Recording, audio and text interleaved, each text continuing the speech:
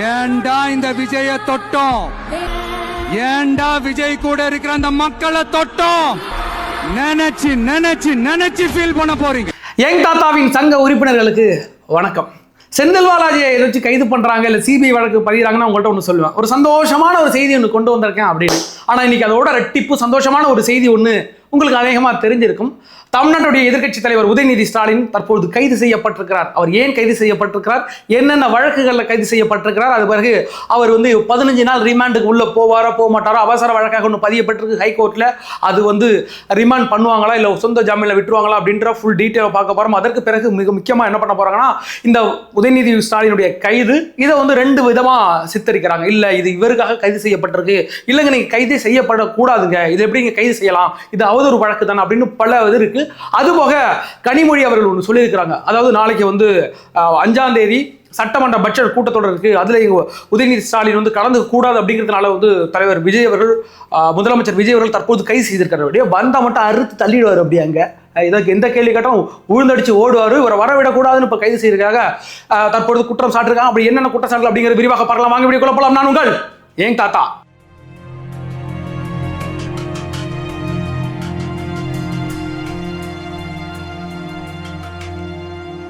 நம்மளோட வீடியோக்களை பாருங்க, நம்ம சேனலை சப்ஸ்கிரைப் பண்ணி வச்சுக்கிடுங்க, லைக் பண்ணுங்க, ஷேர் பண்ணுங்க, உங்களோட மேன்மையான கருத்துக்களை கமெண்ட் செக்ஷன்ல பதிவிடுங்க. இதுல மிக முக்கியமா அந்த கைதுக்கு பிறகு ஒரு ட்வீட் தான் இன்னைக்கு பெரும் பேசுபடு பொருளா மாறி இருக்கு. அதுல நிவேதா பெத்துராஜ் அவங்க என்ன ட்வீட் போட்டிருக்காங்க அப்படின்னா, புறங்கூறி பொய்த்துயிர் வாழ்தலின் சாதல் அரங்கூறும் ஆக்கம் தரும் திருக்குறள் 183 போய் படிச்சு பாருங்க அப்படிங்கிறது. அதோடைய பொருள் அப்படி என்னன்னு பாத்தீங்கன்னா, ஒருவரை பத்தி தப்பா தரந்தாண்ட வகையில பேசி பிழைக்கிறதுக்கு நாண்டுகிட்டு சாவுறது எவ்வளோ பரவாயில்ல அப்படின்னு அவங்க சொல்லியிருக்காங்க. அதை யார் சொல்லியிருக்காங்க அப்படிங்கிறது உங்களுக்கு தெரியும். கரெக்டான அந்த அம்மா ஒரு கொக்கி போட்டு தான் எப்பயுமே பேசும். நிவேதா பெத்ராஜ் வாழ்த்துக்கள்.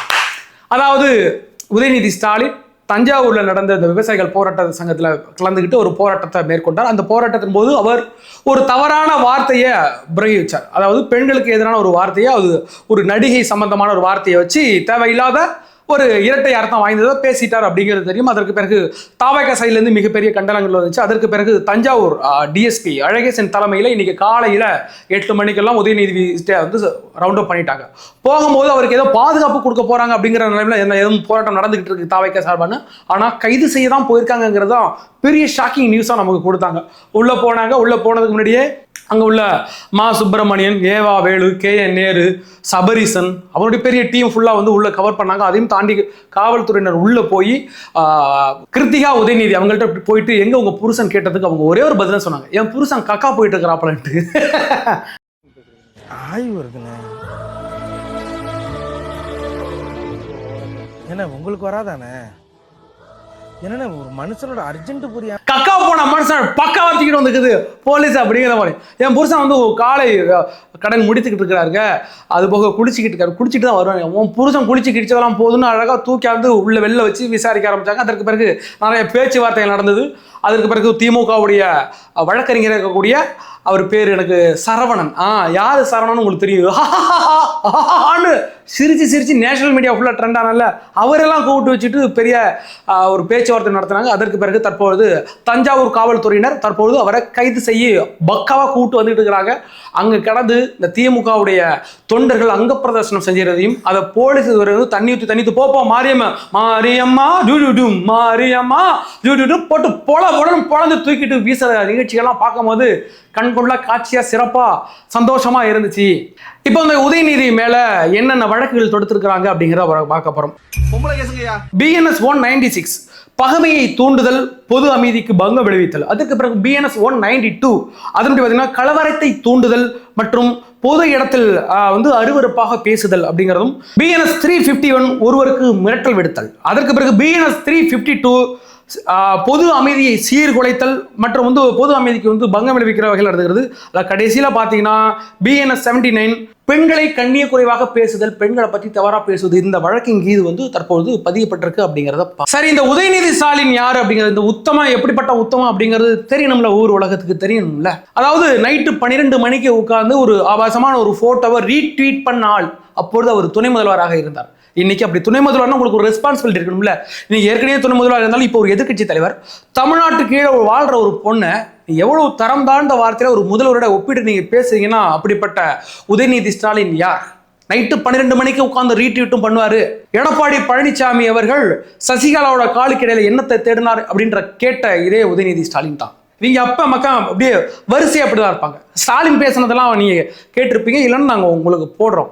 அம்மையார் ஜெயலலிதா அவர்களே, நீங்கள் கூட்டங்களில் பிரச்சாரத்தை நடத்துகிற போது காங்கிரஸ் கட்சியை தாக்குகிறீர்கள், அதேபோல் மத்திய ஆட்சியை தாக்குகிறீர்கள், தமிழகத்தில் திமுகவை தாக்குகிறீர்கள், தலைவரை கலைஞரை தாக்குகிறீர்கள். ஏன் இன்னமும் பாரதிய ஜனதா கட்சியை விமர்சிக்க தயாராக அல்ல? அதேபோல் பாரத பிரதமர் இவர்தான் என்று பிஜேபி வேட்பாளராக அறிவித்திருக்கிறது மோடி, அவரை பற்றி ஏன் விமர்சிக்க தயங்குகிறீர்கள்? குஜராத்தில் மோடி முதலமைச்சராக பதவியேற்ற நேரத்தில் நீங்கள் சென்று வாழ்த்தினீர்கள். அதேபோல் நீங்கள் முதலமைச்சராக தமிழகத்தில் பதவியேற்ற போது அவரும் வந்து வாழ்த்தினார்.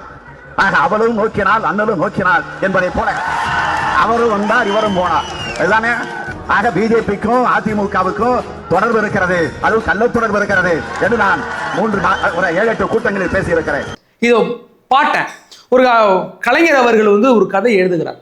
அந்த கதை எழுதும் போது ஒரு நடிகை வராங்க, இந்த நடிகை தாங்க நாங்கள் போட போறோம் உங்க கதைக்கு அப்படிங்கும் போது, என்னங்க மார்க்கெட் தெரிஞ்ச பொண்ணெல்லாம் கொண்டு வரீங்க அப்படின்றதுக்கு, இல்லைங்க இவங்க மார்க்கெட்ல உள்ள பொண்ணு தான் அப்படிங்கும் போது, நான் அதை சொல்லலை அப்படின்ட்டு மாறு கட்டு அப்படின்ற வார்த்தைகள்ல தவறா பேசினது இதே அல்லாஹ். அது மாதிரி திராவிடத்தை குறித்து அண்ணா பேசிக்கிட்டு இருக்கிறார், இதுதான் திராவிடம், இதுதான் திராவிடன்ட்டு. ஒரு எதிர்கட்சி தலைவராக உள்ள ஒரு ஆள் வந்து கேட்கிறார், திராவிடம்னா என்ன எங்களுக்கு புரியாகவும் தூக்கி பாரு தெரியும் சொன்ன ஆள் இதே கலைஞர் கருணாநிதி அவர்கள். மதுரையில ஒரு பொதுக்கூட்டத்தில் இந்திரா காந்தி வந்து தாக்கப்பட்டார். அப்போ அவங்க நெத்தில அடிபட்டு திமுகவனால தாக்கப்பட்டாங்க. திமுக ஒரு தொண்டர் யாரோ கல்லு விட்டு அடிச்சு இந்திரா காந்திக்கு நெத்திலேருந்து அப்படியே ரத்தம் வழிஞ்சுது. அதை வந்து நிறைய பேர் கேள்வி கேட்கறாங்க, இந்திராவின் தலையில் வழிந்த ரத்தம் வழிந்திருக்கு அப்படிங்கும் போது அவங்களுக்கு மாதவிழா நிகழ்வா இருக்கும், அந்த ரத்தமா இருக்கும் என்று சொன்னது இதே கலைஞர். அவங்க பரம்பரை ஜீனே இதே மாதிரி பெண்களை தவறா பேசுறது, பெண்களை குறித்து தவறா பேசுறது, இது மட்டும் தான் அவங்களுக்கு தெரிஞ்சுட்டாங்களேன். அப்படிப்பட்ட வழியில வந்த உதயநிதி ஸ்டாலின் மட்டும் ஒரு புதுசா ஒரு நல்லபடியா ஒரு பேசக்கூடிய ஒரு நபராக மாறிடுவார் அப்படிலாம் நம்ப முடியாது. அவ்வளவு ஒரு கீழ்த்தரமான ஆள் தான் இந்த உதயநிதி அப்படிங்கிறது தெரியும். இப்ப வர இருக்கிற சட்டமன்ற கூட்டத்தொடர், பட்ஜெட் கூட்டத்தொடர் நடக்க போகிறது. அந்த கூட்டத்தொடருக்காக தான் தற்பொழுது கைது செய்து உள்ள வச்சிருக்காங்க அப்படின்லாங்க. இல்ல இதுக்கு முன்னாடி நடந்த எத்தனை சட்டமன்ற நிகழ்வுகள்ல அப்படி என்னத்தை அறுத்து வீசி தெளிட்டார், என்னத்தை கிழிச்சிட்டாருன்னு இன்னைக்கு அவருக்கு பயந்துக்கிட்டு இன்னைக்கு விஜய் அவர்களை கொண்டு உள்ள வைக்க போறாங்க. என்ன கேட்டாலும் எழுந்திருச்சு ஓடுறது, நான் வெளிநடப்பு பண்றேன்னு பயந்துக்கிட்டு ஓடுற ஒரு ஆள் இந்த தொடர்நெடுங்கி உதயநிதி ஸ்டாலின். இவருக்கெல்லாம் பயந்துக்கிட்டு கொண்ட உள்ள வச்சுட்டாங்க அப்படிலாம் பேசிக்கிட்டு இருக்காங்களே. பிறகு அவசர வழக்காக உசைன் முகமது நினைக்கிறேன், திமுக வழக்கறிஞர் ஒருவர் வந்து ஹைகோர்ட்டில் அப்ளை பண்ணியிருக்காரு, இது கைது நடவடிக்கை கூடாது அப்படின்ட்டு. அது லஞ்சுக்கு ஆஃப்டர் லஞ்சு தான் இளந்தரேன் ஜஸ்டிஸ் இளந்தரேன் அவர்களுடைய கண்ட்ரோலில் மதியம் 12 மணிக்கு பிறகு தான் அது வந்து ஹியரிங் வரும். அதுக்கு பிறகு அவங்க ஒன்று சொல்லுவாங்க, உடனே விடணுமா கூடாதா அப்படிங்கிறது. அதில் நிறைய பிரச்சனைகள் இருக்கு. ஏன்னு கேட்டிங்கன்னா, ஒரு திமுகவுடைய பெரிய முகமாக தெரியக்கூடியது உதயநிதி ஸ்டாலின். அவர் மேலே கையை வைக்கிறது அப்படிங்கிறது ஒரு சாதாரண விஷயம் கிடையாது. அது பல சட்ட ஒழுங்கு பிரச்சனைகளை ஏற்படுத்தும், பல போராட்டங்கள் நாளைலேருந்து ஒரு பெரிய போராட்டங்களை ஏற்படுத்தும். ஏன்னா இப்போ பிரச்சனை கிடையாது, கைது பண்ணியாச்சு. ஆனால் 15 நாள் ரிமாண்ட் அப்படின்ற மாதிரி கோர்ட் சொன்னிச்சுன்னா 15 நாள் ரிமாண்ட் பண்ணாங்க அப்படிங்கிற பட்சத்தில் தமிழ்நாட்டில் மிகப்பெரிய போராட்டங்கள் ஏற்படும். அந்த போராட்டங்களை உங்களால் கண்ட்ரோல் பண்ண முடியுமா?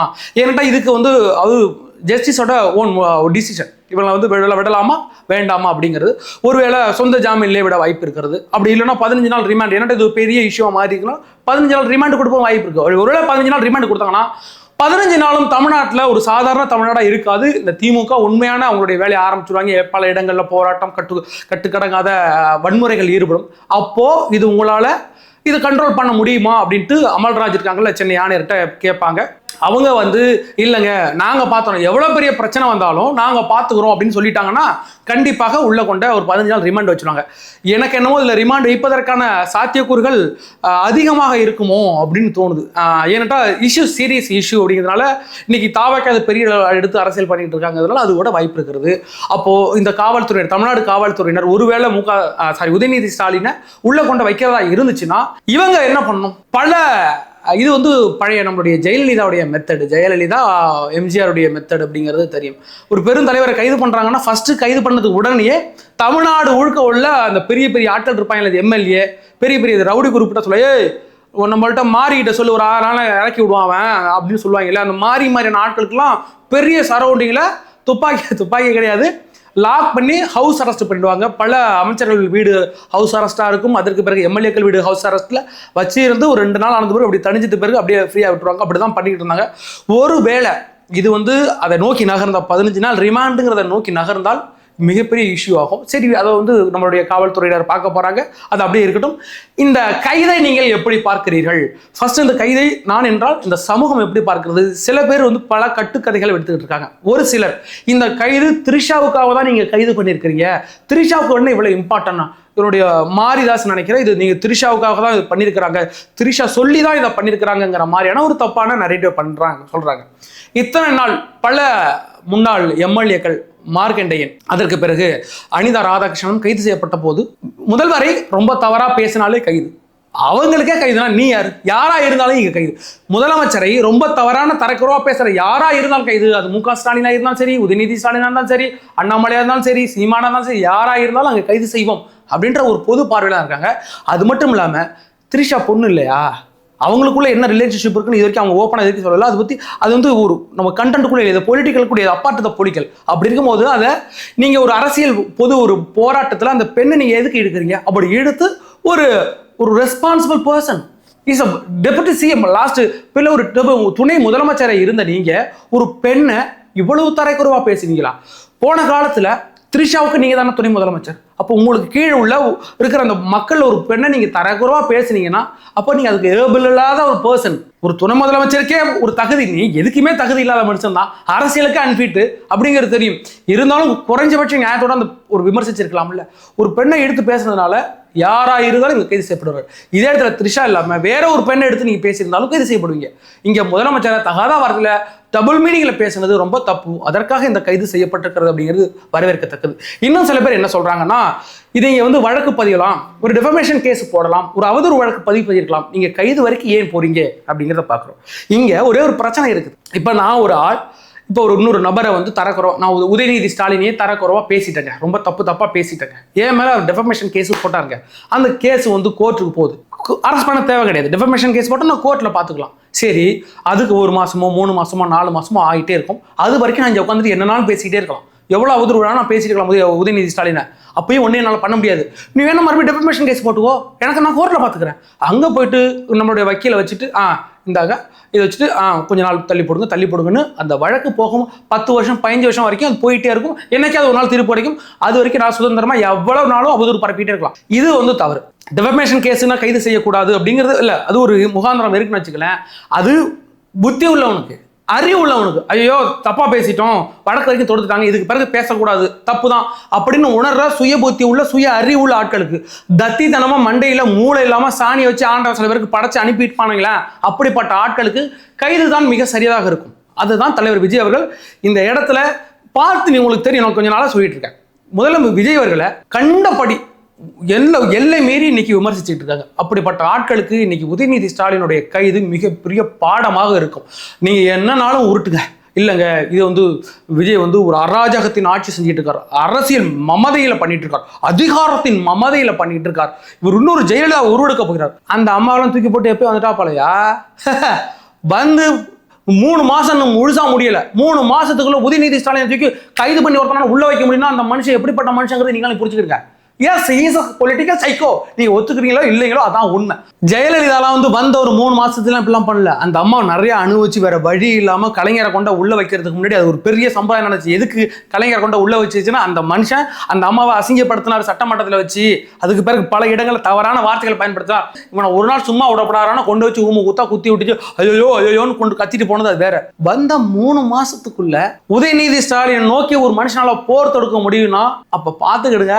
அந்த இத மாதிரியான ஒரு பொலிட்டிக்கல் பர்சனாலிட்டியை இந்த தமிழகம் முதல் முறையா பார்த்துக்கிட்டு இருக்கு.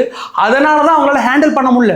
இந்த ஒரு பொலிட்டிக்கல் பர்சனாலிட்டியை எலெக்ஷனுக்கு முன்னாடியே ஹேண்டில் பண்ண முடியல. இவர் எப்படிதான் ஹேண்டில் பண்ணலான்ட்டு ஒரு மிகப்பெரிய ஒரு பிரச்சனைகளை ஏற்படுத்தி கரூர்ல வந்தது பிறகு அதையும் மக்கள் ஏத்துக்கிட்டு இந்த மனுஷன் ஒரு தூரம் வந்து பொலிட்டிக்கலா எலெக்ஷன்ல அடிச்சு துவம்சம் பண்ணி விட்டு தளபதியோட வெறியாட்டத்தை நீங்க பார்த்தது இல்லையாடா, அந்த ஆளு வெட்டின ஒவ்வொரு வெட்டும் அந்த மாதிரி இருந்துச்சுங்கிற மாதிரி உங்களுடைய எலெக்ஷன் ரிசல்ட் காமிச்சுது. அதுக்கு பிறகாவது நீங்க உணர்ந்துருக்கலாம், வேண்டாம் கொஞ்சம் தள்ளி இருப்போம், ஒதுங்கி இருப்போம், அவர் பண்ணட்டும், அதுக்கு பிறகு ஒரு பிரச்சனை வந்தால் நம்ம அதை வச்சு பொலிட்டிக்கல் பண்ணலாம்னு டீசெண்டாக முடிச்சுக்கலாம். நேற்றுக்கு நடந்த போராட்டம் அப்படிங்கிறது காவேரி அது அணை கட்டுவதற்கு நீங்கள் வந்து இந்த கவர்மெண்ட் சரியான நடவடிக்கை எடுக்கல, அணை கட்டுறாங்க, உங்களால் தடுக்க முடியல அப்படிங்கிறது நம்ம போராட்டம். அந்த போராட்டத்தை நீங்கள் வேற மாதிரி திசை திருப்பி இங்கே பாருங்க விஜய் இப்படி பண்ணுறாருன்னு சொல்லியிருந்தீங்கன்னா அது மக்கள்கிட்ட ஒரு 10% 20% போய் சேர்ந்துருக்கும். ஆனா உதயநிதி ஸ்டாலின் விட்ட வார்த்தையினால இன்னைக்கு இது பொதுமக்கள்கிட்ட எப்படி போய் சேர்ந்திருக்கு. பொண்ணை தப்பா பேசிட்டாருங்க, எப்படி தரம் தாழ்ந்த வார்த்தையில பேசியிருக்காருங்க அப்படிங்கிற பர்செப்ஷன் போயிட்டா. அப்ப அந்த போராட்டமே டைலூட் ஆயிட்டா. இன்னைக்கு எது பெருசா பேசப்பட்டுக்கிட்டு இருக்கு இதுதான். இந்த விஷயத்துல இன்னொன்னு என்னன்னா, இந்த பெண்களுக்கு ஒரு பிரச்சனால டக்குன்னு குரல் கொடுக்குற அந்த மனுஷங்களை நான் பார்க்கவே இல்லையப்பா, தேடிக்கிட்டு இருக்கப்பா. சிபிஎம், சிபிஐ, விசிகே, காங்கிரஸ்லாம் கூட அறிக்கை விட்டுட்டாங்க. அண்ணாமலை சூப்பரான அறிக்கை விட்டு, அண்ணாமலை அருமையான அறிக்கை விட்டுருக்காரு. நேற்று தான் வந்து கங்கையா ஏதோ ஒரு ஆறை சுத்தம் பண்ணிட்டு இருந்தேன், அதுல அவ்வளோ மாசு இருந்துச்சு. கங்கையே சம்திங் சுத்தம் பண்ணி அவ்வளோ மாசு இருந்துச்சு. இதை விட மாசு எங்கேயும் இருக்குமான்னு பார்த்தேன். மாசு அப்படின்னா அந்த தூசு, டஸ்ட். ஆனால் உதயநிதி ஸ்பீச்சை கேட்டது பிறகு அது இல்லை. ஏன்ட்டா உதயநிதி ஸ்பீச் அதை விட ரொம்ப மோசமான ஒரு டஸ்ட் அப்படிங்கிற மாதிரி சொல்லியிருக்கார். அந்த சிபிஐஓ, சிபிஎம்ஓ, விசிகே, சிபிஎம் ஐ திங்க் சண்முகம் தற்போதான் இப்போதான் கொடுத்து வாய் திறந்திருக்கிறார். இன்னும் சிபிஐஓ, சிபிஎம்ஓ வரல. பெண்களுக்கு ஒரு பிரச்சனைனா பொசுக்குன்னு மாதர் சங்கத்தை வச்சுலாம் நீங்கள் குரல் கொடுப்பீங்க. இதற்கெல்லாம் மாதர் சங்கம் வராதா? ஒரு பெண்ணை இழிவுபடுத்தின பேசியிருக்கிறார்.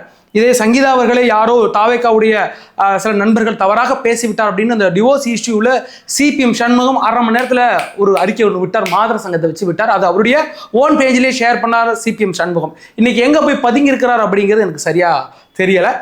மற்ற 2 பேரும் வாயில வந்து நவதுவாரங்களை மூடி காத்திருக்கிறார்கள், விசிகே மற்றும் சிபிஐ. அவங்களுக்கு ஒரு சேஃப்டியான பொலிட்டிக்கல் வேணும். இந்த இடத்துல நாங்கள் யாரையும் கண்டிக்க மாட்டாங்க, யாரையும் திட்டிட்டு போனா எனக்கு என்ன அப்படின்ற ஒரு சுயநல போக்கு கடந்துட்டு இருக்காங்க. எல்லாம் காலம் பொறுத்திருந்து பதில் சொல்லும். ஏன்னு கேட்டீங்கன்னா காலம் அப்படிதான் இன்னைக்கு ரிவிட் அடிச்சுக்கிட்டு இருக்கு. எல்லாருக்கும் போன காலத்துல யாருக்கெல்லாம் என்ன தொந்தரவு கொடுத்தீங்களோ அவங்களுக்கெல்லாம் திருப்பி நாங்கள் கொடுத்துக்கிட்டு இருக்கோம். தளபதி கொடுத்துக்கிட்டு இருக்கிறார். இதுல எல்லாம் வந்து நீங்க எல்லாம் இது தப்புங்க, இப்படிலாம் பண்ணிருக்க கூடாதுங்க. It's a political, this is a political. அப்படிதான் பண்ணுவாங்க, அப்படிதான் பண்ணணும். தன்னுடைய ஆட்சியை, தன்னுடைய கட்சியை நிலைநிறுத்திக்கணும்னா ஒரு மனுஷன் என்னன்னாலும் பண்ணலாம். அதான் சொல்லுவாங்களா, அரசியலிலும் காதலிலும் நீங்க எது செய்வதும் நியாயம், தர்மம். அதுதான் நடந்துகிட்டு இருக்கு. அதை பத்தி பெருசாக அதை சொல்லிட்டாங்க, இதை சொல்லிட்டாங்க இருக்காங்க. என்ஜாய் பண்ணுங்க, அவ்வளவுதான். உதயநிதி ஸ்டாலினை கைது போனாலும் நம்ம எதிர்பார்த்தோமா? என்ஜாய் பண்ணுங்க. நாளைக்கு முக ஸ்டாலின் வரைக்கும் இந்த கைது போனா என்ஜாய் பண்ணுங்க. அவரெல்லாம் கைது செய்யப்பட வேண்டியவர்கள் தானே, அவெல்லாம் உத்தமர்கள் கிடையாதுல்ல. இன்னைக்கு ஒயின் ஷாப்ல 40,000 கோடி அடிச்சு திருட்டு தானே உட்காந்துருந்தாங்க அப்பனும் மௌனம். அதுல ஒரு ஆள் கைது பண்ணி கொண்டு போறாங்கன்னா என்ஜாய் பண்ண வேண்டியதானே. இன்னைக்கு திமுகவில் பாத்தீங்கன்னா நம்முடைய செந்தில் பாலாஜி தற்போது வந்து திருவல்லிக்கேணி காவல் நிலையத்தில் ஆஜராகிட்டு இருக்காரு. இன்னைக்கு தான் போயிட்டு ஆஜராகி கையெழுத்து போட்டு வராரு. மார்க்கண்டேயன் இப்பதான் நேற்று தான் நிபந்தனை ஜாமீன்ல கையெழுத்து போட்டு அப்ப தூத்துக்குள்ள கையெழுத்து போட்டுக்கிட்டு இருக்கிறார். அதற்கு பிறகு பாத்தீங்கன்னா அனிதா ராதாகிருஷ்ணன் அந்த ஏரியாவில் கையெழுத்து போட்டுட்டு இருக்காரு. உதயநிதி நாளிலிருந்து எங்க கையெழுத்து போட போறான்னு தெரியல. ஒருவேளை ஜெயிலையும் கையெழுத்து போடலாம், இல்ல நிபந்தனை ஜாமீன்ல வெளில வந்து அவருடைய சேப்பாக்கம் தொகுதியில போயிட்டும் கையெழுத்து போடலாம். சாரி, இல்லைன்னா தஞ்சாவூர்ல வந்து அவங்க ஏரியாவில் கையெழுத்து போடலாம்னா நேரடியாக வந்து சேப்பாக்கம் தொகுதியில் எங்காச்சும் நீங்க கையெழுத்து போடலாம். பாத்தீங்களா, திமுகவில் இன்னொரு ஒரு வருஷம் சென்று பார்த்தீங்கன்னா திமுக இருக்கிற ஒரு 59 எம்எல்ஏக்கள் பேலன்ஸ் இருக்கிறாங்க. 59 எம்எல்ஏக்கள் 59 ஏரியாவில் டெய்லி உட்காந்து கையெழுத்து போகிற லெவலுக்கு வரப்போகிறது. அந்த அளவுக்கு தான் நோக்கி நகர்ந்துகிட்டு இருக்கு. It's aggressive political. இது மட்டும்தான் ஒரு மனிதனை தன்னை வந்து ஒரு பல காலத்துக்கு இந்த அரசியலை நிலைநாட்டும் அப்படின்னா இதுதான் நிலைநாட்டும். இதை பல பேர் வந்து பல பத்திரிகையாளர்கள், பல அரசியல் ஆய்வாளர்கள், அறிவாளர்கள் வந்து இதை வந்து ஒரு டிஃப்ரெண்டாக தான் பார்க்குறாங்க. இப்படி ஒரு பொலிட்டிக்கல் பர்சனாலிட்டியை அவங்க ஒரு வித்தியாசமாக பார்க்குறாங்க. நான் இதுவரையிலும் சமகாலத்தில் இந்தியாவில் நான் பார்க்காத ஒரு பொலிட்டிக்கல் பர்சனாலிட்டி. ஏன்னாட்டா மோடி அங்கே வந்து பெரிய அக்ரெசிவான பொலிட்டிக்கலை பண்ணார்லாம் சொன்னாங்க. ஆனால் இந்த அளவுக்கு அவங்க அக்ரெசிவான பொலிட்டிக்கலை பண்ணாலும் அவங்களுக்கு ஒரு காலம் எடுக்கப்பட்டது. ஒரு 6 மாதம் 8 மாதம் ஒரு வருஷத்துக்கு பிறகு ஒரு கட்சிகளை உடச்சு கொண்டு வந்தாங்க. தவிர நேரடியாக ஒரு ஆக்ஷனை எடுத்து இந்த அளவுக்கு ஒரு அக்ரெசிவ் பொலிட்டிக்கல் லைஃப்ல இந்த இந்திய வரலாற்றிலே இப்படி ஒரு அக்ரெசிவ் பொலிட்டிக்கல் பண்ணதில்லை. புதுசாக ஒரு மனுஷன் பண்ணிக்கிட்டு இருக்காரு அப்படின்னா சில பேர் அதை பயத்தோட பார்க்குறாங்க. நம்மளை நோக்கி வரலாம்னு எதிர்கட்சியில் உள்ள அரசியல்வாதிகள் பார்த்துக்கிட்டு இருப்பாங்க. சில அரசியல் ஆய்வாளர்கள் ஆச்சரியமா பார்த்துக்கிட்டு இருக்காங்க. நம்மள மாதிரி ஆட்கள் சந்தோஷமா பார்த்துட்டு இருக்கோம். இதுதான் நடக்கும் போது எங்களுக்கு தான் தெரியுமே, அந்த மனுஷன் நீங்க என்னென்ன பாடுபடுத்துனீங்களோ அதெல்லாம் உங்களுக்கு ரிவிட்டா வரும்னு தெரியுமே. சோ நீங்களாம் என்ஜாய் பண்ணிட்டு இருக்க. வேற ஒரு வீடியோ சந்திக்கும் மாதிரி உங்கள்கிட்ட விடைபெறுவது நான் உங்கள் யங் தாத்தா.